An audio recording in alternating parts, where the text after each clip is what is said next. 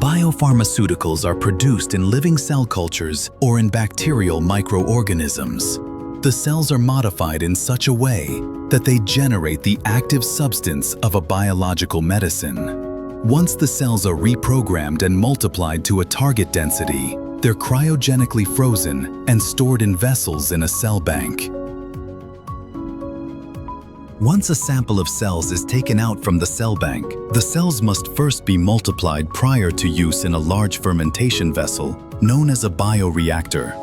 Several rounds of expansion follow using an enriched nutrient solution specially designed to promote growth, which gradually increases the production volume.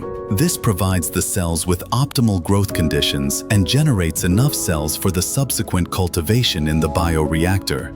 Parameters such as temperature, oxygen level, pH, and cellular debris must be controlled and adapted as the cells grow. Next, in the upstream process, the active substance is produced in a production bioreactor, the largest of which can hold a volume of up to 18,000 liters.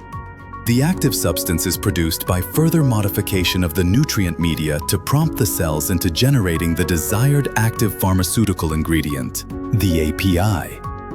In the next process step, the downstream process, the API is separated or harvested from the cells and then purified.